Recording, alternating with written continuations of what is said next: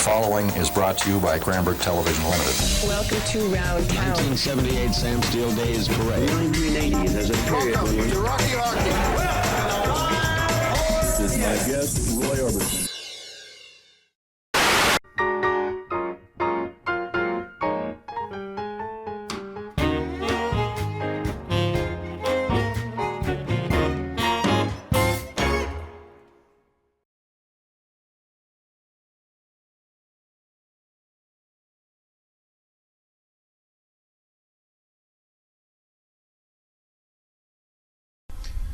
Welcome to Around Town. I'm Brian Tully, and today I have a great deal of pleasure in bringing to you some guests at the Rex Drive-In Theater. All of us have memories of a drive-in theater, I'm sure. And my guest today is Denise Van Amerongen, and she's going to talk to us a bit about the Rex because she's been operating it for a good long time. And then we're going to talk to these people that have these beautiful cars behind us from the Rockin and the Rockies Car Club because they've got memories of drive-in theaters as well. So Denise, is a drive-in theater part of Canadian history? Is it something that now that they're kind of disappearing that we're going to miss? I think so. The drive-ins first became vogue in about the late 1940s, and I think probably every town in Canada had one.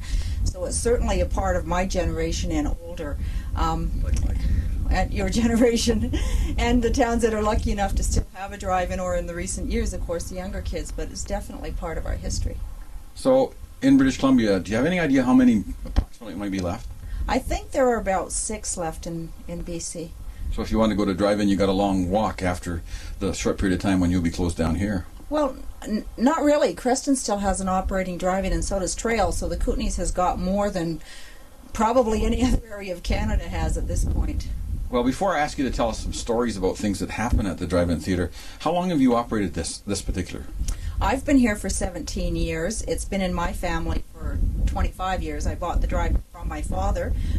The drive-in has been here since 1952, so Rex opened it 45 years ago. So basically Rex had it for 20 years and then 25 years in my family. So can you tell us a little bit about Rex Colmar? Well, probably anyone my age and older remembers him very well. He's a really colorful guy. A lot of people liked him a lot and a lot didn't. He was just a good Cranbrook businessman. Definitely a good Cranbrook businessman, very colorful, great promoter. I don't know if the people listening remember his cars and his banners on the back of his trucks advertising the drive-in, but it was a regular part of the streets of Cranbrook, Rex driving up and down with posters on his car. Well, the man named the theater after himself, so I guess that kind of gives you an idea what he was like. Can you perhaps tell us a few stories about the drive-in theater and the kind of things that could happen? Well, first I'll probably bring up a couple of things from back in the time of Rex, the days when I was coming to the drive-in. If people remember, Rex had his German Shepherd dog that was always tied onto the ticket booth to make sure no one was going to abscond with either his money or anything else important to him. That was a steady fixture tied to the ticket booth, was that dog. And his...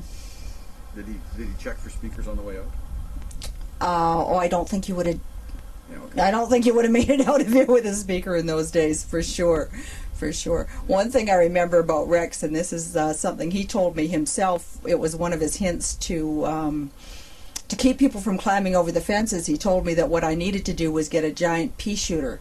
And whenever someone approached a fence, I should just shoot a couple of peas at them, and that would deter them. And that was his way of keeping people out. What about the stories we hear about them on family night or carload night that they've just jammed the cars? Do you experience that? Our biggest carload, I think, was 17 people in one car. That was pretty crowded. Pretty crowded. Well, when I was going to drive-in theaters in Penticton, we used to put people in the trunk so that one person had to pay. Does that happen here too? That happens. You can usually tell because the driver will come in talking to people who aren't there. That's the biggest giveaway. The other way, of course, if there's people in the trunk is weighed down, so it's a lot lower than it should be. And coming over that first speed bump over there, they're dragging bottom. Okay. Any more stories like that about silly things that happen? Like if you come out in the morning and you look around, there's still one car here and there's nobody in it? That's happened a few times. Sometimes there's a car here and still people in it. Those who couldn't make it quite through the show and forgot to wake up. Yeah, that's happened. Yeah, well, I can think part of Canadiana is that business about the all-night horror shows and things like that. Were they popular? The all-night horror shows, I think, probably went by the wayside with the Friday the 13th. They were really big, and people did love to come to the drive-in to see those. And I think part of the fun was the guy in the car next to you would come over and jump out at you and scare the people in your car. I think that's what made them so much fun. So why are we losing drive-in theaters? Why are they going away? Well, there's a few things happening. Probably the biggest one is real estate value. The real estate value has just outpriced the business value of the drive-in, and when people go to sell their business, it's worth more as property. You see in the big cities, especially the apartment complexes and condominium complexes that have gone up on the drive-in property. And have videos hurt it as well?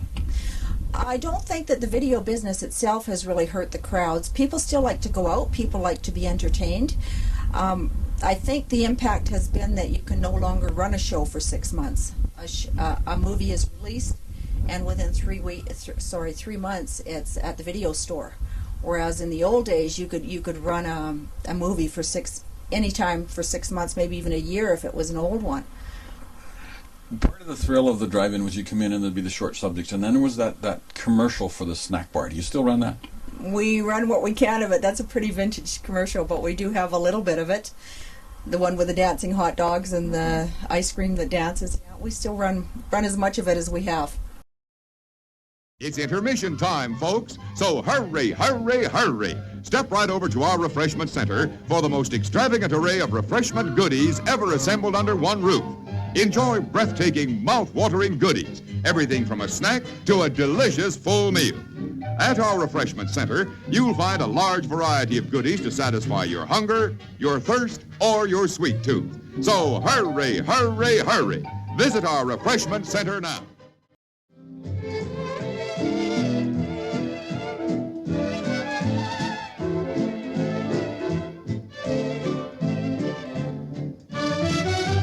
Thanks, Denise. What I'm going to do now is I'm going to talk to these people in these cars and get some memories from them with regard to drive-in theaters, and then we'll come in and we'll talk to you in the snack bar, okay?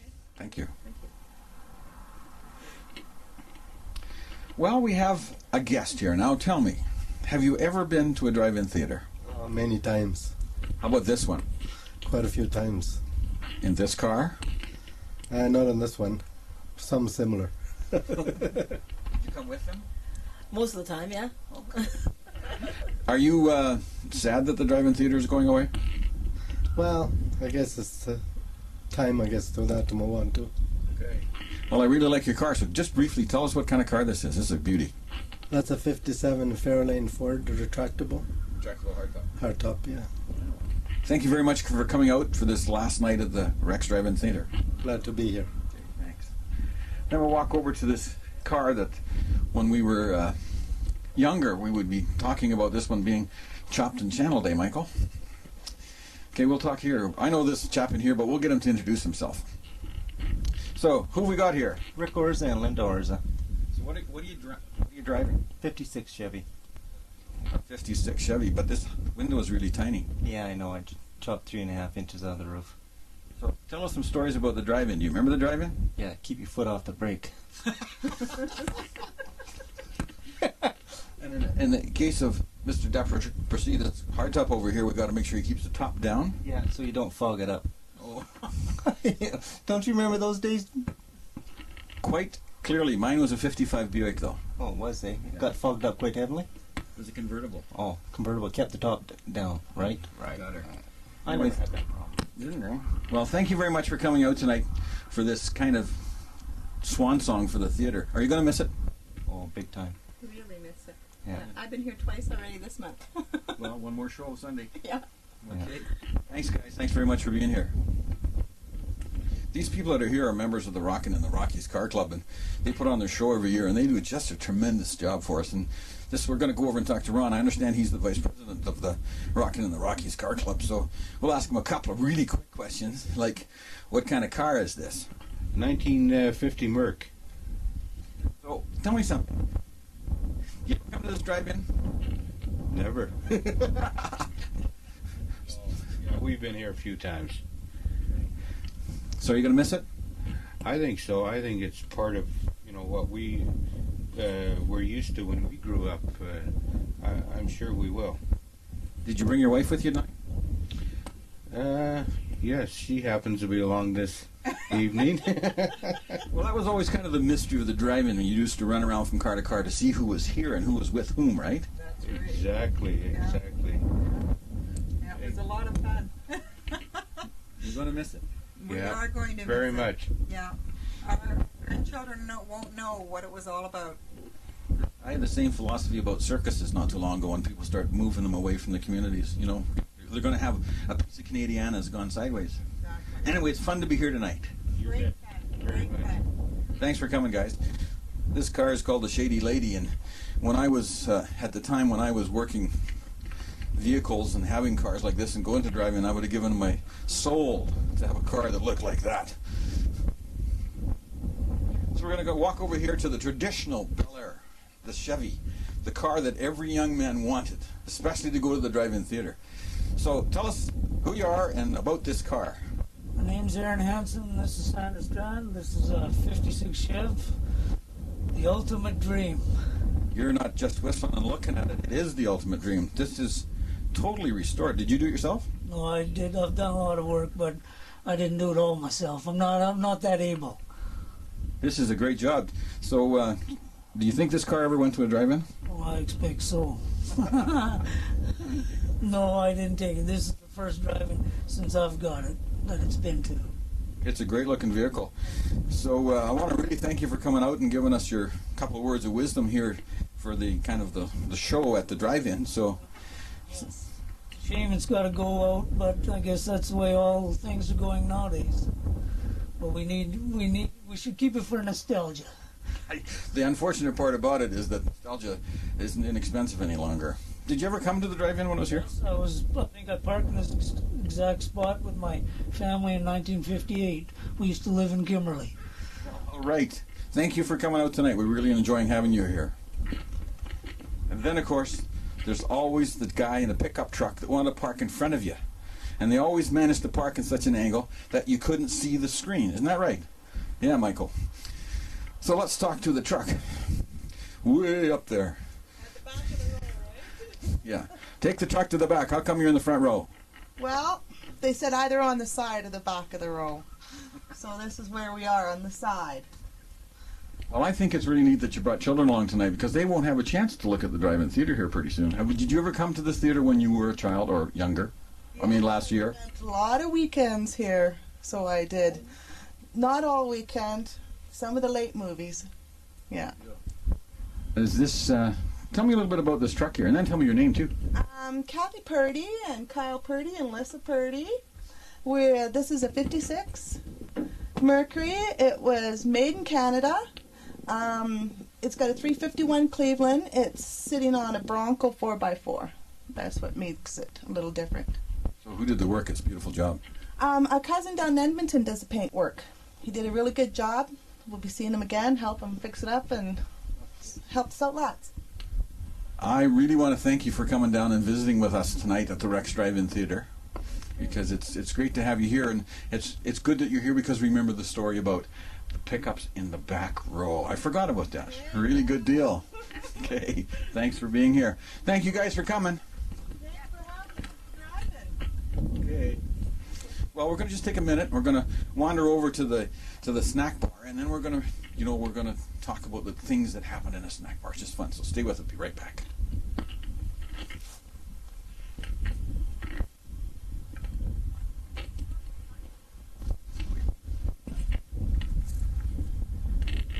This is one of the things that you never saw in the daytime, because this is when the show's over and the cars are leaving. We want to thank once again the Rockin and the Rockies Car Club members for coming on by. Really great.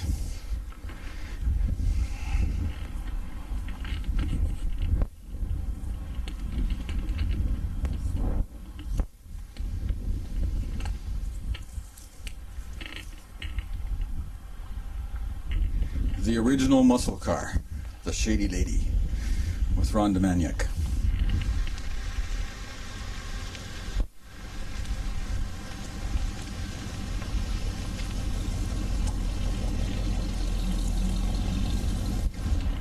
Looks like he's got a bunch of people in the trunk on the way out, too.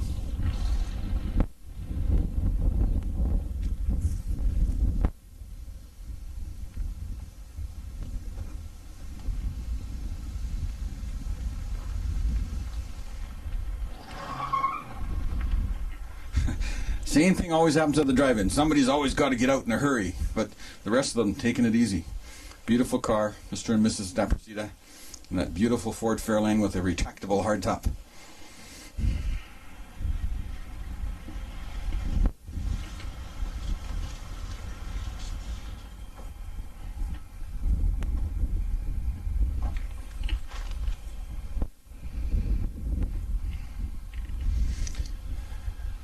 Every young man's dream during the time when drive-in theaters were in the vogue was to have a 56 Chevy, two-door Bel Air. It was the car. It was the main man's car. And that one is beautifully restored, an absolutely beautiful car.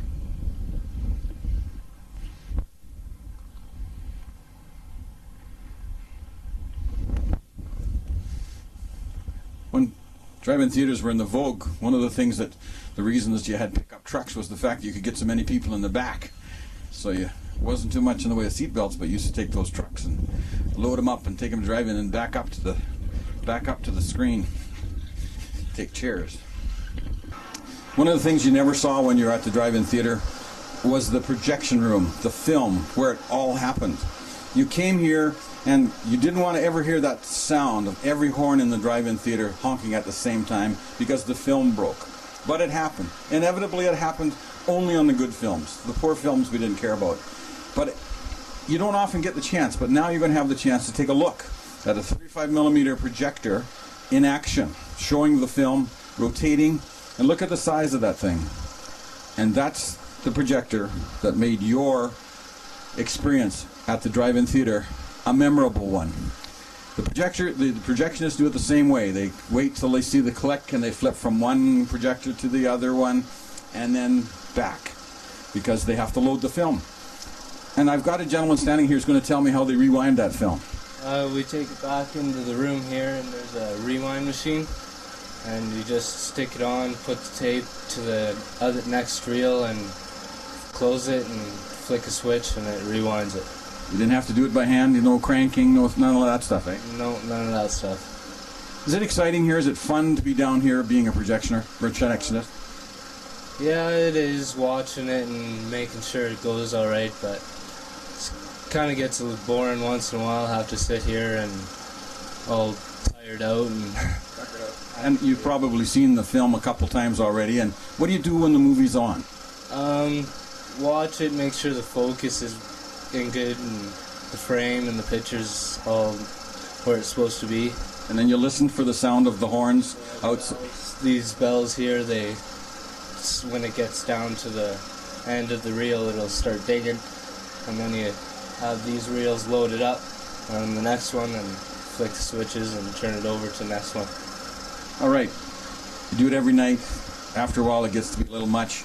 So what do? You've seen that movie 8 times. What are you going to do between changing the reel? Do crossword puzzles. And play cards a little bit like that, invite a friend over, but it's just kind of neat. And you're lucky, because there's a lot of people that won't know about drive-in theaters. Thank you for allowing us into your projection room. You're welcome. Well, why don't you tell us your name? Brad Neelin. And what is your name? Johan Oli. Well, thank you, gentlemen, for allowing us in here. I know that you're going to run these projectors a couple more times before the theater's done, and thank you for your time.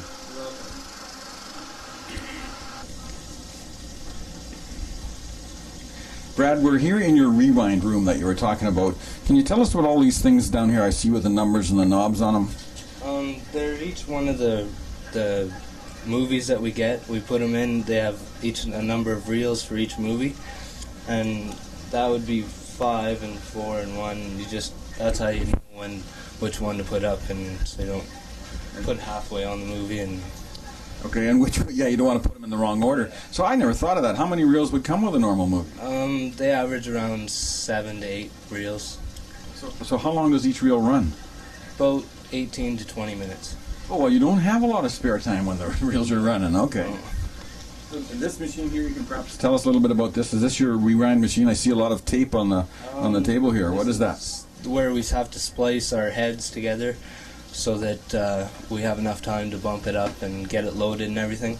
We have to splice on ahead with that, and that gives us these numbers. And it.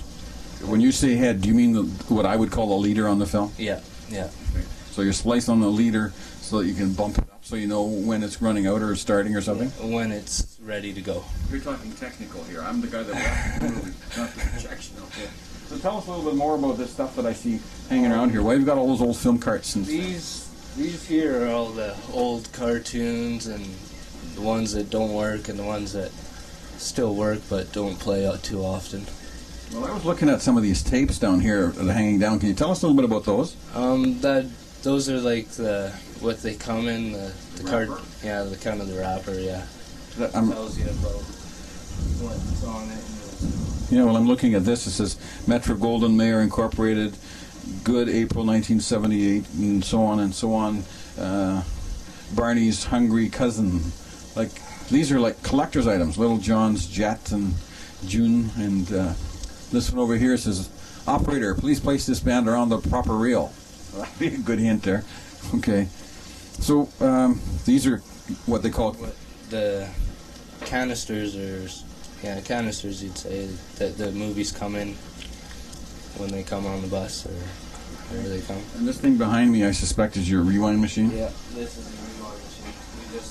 You take it, you have the one that you have to rewind, and you put it on there, and then you put an empty reel on here, bring it from the bottom, tape it on here, spin it a bit, close this door, that switch, and it rewinds it. Makes it look quite simple, doesn't he, this young man? One of the things, Michael, I don't know if you can get a good shot of it, but on this door here is the story about how every one of the pieces of equipment in here works. It goes, it's a cross-section from this side to this side. It tells you about the equipment, the machinery, etc. It's kind of like your instruction booklet for projectionists.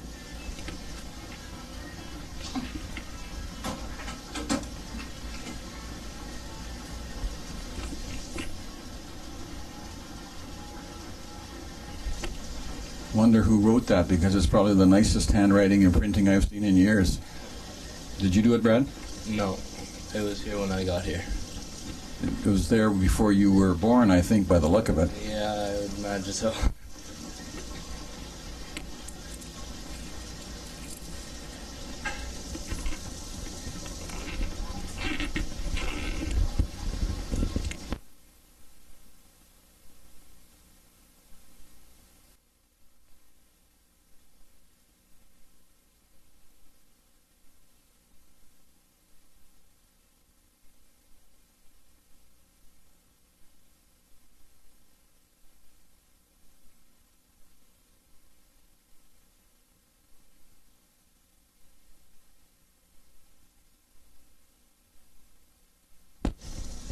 Brad, one of the things we always were concerned about when we went to movies or films or drive-in theaters, is this film really, really flammable? Yes, it is. I had last night, as you can see, a whole bunch of film caught up inside the machine, and it was all split and in like 10 pieces. That wasn't exciting, was it? No. The horns were honking? Actually, I don't think I heard one, but they were probably a little annoyed. Okay, well, like I said before, thank you very much for allowing us into your cave at the Rex Drive-In Theater. At the Rex Drive-In Theater is no different than anywhere else. One of the things that was really important when you went to a drive-in is the snack bar after you saw that fantastic commercial. So now we'll just ask Denise, what about the snack bars? Why do people come in here? Well, of course, the first reason is to load up on the goodies so they can munch popcorn and have pop during the show. And, of course, the enticing ad for the chili dillies. We sell a lot of dill pickles. It's unbelievable what we do. It's a big seller. And, of course, the other reason people come in is to socialize. A lot of people are meeting their friends here, and they get together inside or just outside the snack bar and do their visiting. So is it still the old way when there'd be 4 people in the car and then you'd send one out to find your friends? Do they still do that? Oh, for sure. There's a lot of traffic in and out of cars during an evening. So, who watches the film? No, there's probably about 3/4 of the crowd are movie buffs and about 1/4 are socializers. That's probably. So when I used to go to the snack bar, it was always kind of neat because you could come in here. The hot dogs tasted better, the popcorn tasted better. What's the secret of drive-in snack food? I think part of it is eating outdoors. It's just something we like to do. It's a culture thing. We like to get our food and eat it outside. I think that's what it is. I think you're right, because I know that the quality is here, but it's not a lot different than anywhere else. It just tastes better when you're outdoors, right?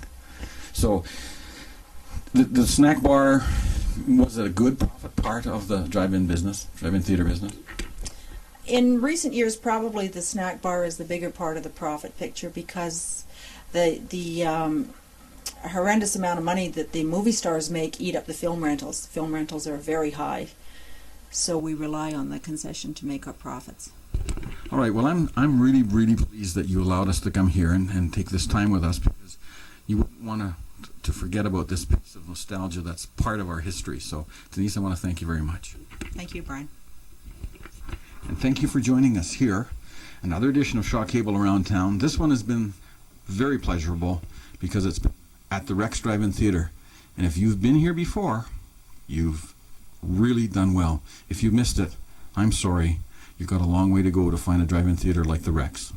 In 1952, the Rex Drive-In Theater opened on Theater Road, becoming more than just a place to watch movies. It became a gathering place, a shared experience, and a backdrop to countless memories. Under open skies, engines idling softly, families laughed, couples held hands, and kids drifted off to sleep in the back seat, while the glow of the screen lit up the night. For more than 4 decades, the drive-in was part of the rhythm of Cranbrook summers. Rex Drive-In Theater, Cranbrook, British Columbia. Back in 1952, something special opened here in Cranbrook. It was not just a movie theater. It was a drive-in. At the time, this was something different, something exciting, a place where people could gather, relax, and enjoy a night out together. Families loaded into cars. Kids wore pajamas. Blankets were folded in the back seat. Coolers were packed. And as the sun went down, the screen came to life. For many people, this was their first movie experience. For others, it became a tradition. The Rex Drive-In Theater quickly became part of the rhythm of Cranbrook's warmer months. People came for double features, for popcorn and treats, for laughter and shared moments, and for the simple joy of watching a movie under the stars. But the drive-in was more than entertainment. It was a place where the community came together. For teenagers especially, the drive-in was something important. It was a safe place to go, a place to be seen, a place to belong. Parents knew where their kids were. Friends, they met up. Cars parked side by side, and conversations carried through open windows. It was a social space before social media, a place to hang out without pressure, without judgment, without needing money or permission to be anyone else. You could sit with friends, lean on a car door, share snacks, watch the movie, or just enjoy the night air. For many teens, the Rex Drive-In was freedom, but safe freedom. That mattered. For 25 years, the drive-in theater was created and operated by Rex Colmer. Rex was a well-known local businessman, but he was also a builder of places that brought people together. Before all of this, Rex served with the Royal Canadian Air Force. During the Second World War, he was awarded the British Empire Medal. For his service, after the war, he returned home to Cranbrook. And instead of just moving on, he invested back into the community. The Rex Drive-In Theater was part of that vision. Later, behind the drive-in, Rex also created the Old Frontier Western Village. It was a Western-themed attraction. There was a saddlery, a jail, and many historical items, and a sense of stepping into another time. For families and visitors, it was fun. For kids, it was memorable. And for the community, it was something unique. These places were not rushed. They were built with care. They were places where people felt welcome. Over the years, thousands of stories passed through the drive-in gates.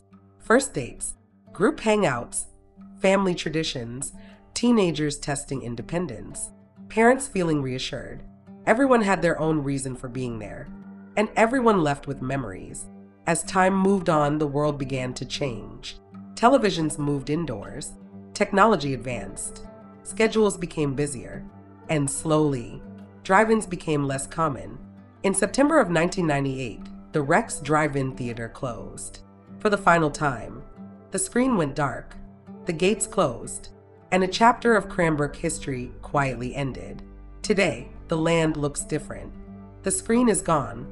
New businesses now occupy the space, but the feeling of the place never really left, because places like this live on through people, through stories told again and again. Through laughter, it's remembered, through moments that shaped all of us growing up here. For many in Cranbrook, the Rex Drive-In was not just somewhere you went, it was somewhere you belonged. This is our farewell to Rex Wayne Colmer, 1913 to 1989, forever remembered. This is our thank you, Rex, for giving our community all a place to belong at your drive-in theater.